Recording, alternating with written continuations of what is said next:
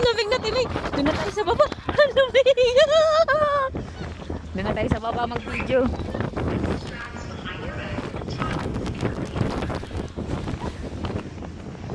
Ba't ang lamig bigla?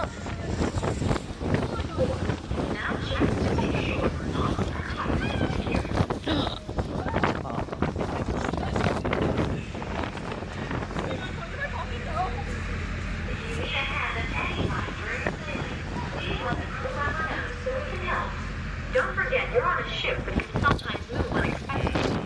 So please take care. Sana ano, pintuan. Dami, nasa na pintuan? Watch out for the hallways if you move to Los Angeles. Help your fellow passengers stay safe by keeping bags on seats until required. In keeping with Transport Canada regulations, passengers are required to leave their vehicles and exit deck 2, the closed lower vehicle deck, during the voyage. As a reminder, pets must remain in your vehicle Oh my or in gosh. the designated pet area on deck 4 or Ang lamig no, Timmy. pet area on deck 7. To access the pet area on the outer deck, passengers can follow the paw prints from the Orca stairwell up to deck 7. Please stay within the yellow lines when on the upper outer deck.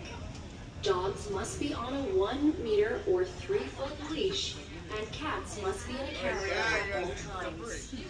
Pets are not permitted inside passenger lounges except when accessing the stairwell. Guide and service dogs are permitted in all passenger areas of the vessel. Ship movement and vibrations will trigger your vehicle alarm. For the comfort of fellow passengers and pets, please do not activate your alarm while on board. For information on how to lock your vehicle without setting the alarm, refer to your vehicle owner's manual. We're proud to provide a smoke-free environment. There's no smoking anywhere on board vessels or at Special terminals. ano? This includes the use of e-cigarettes.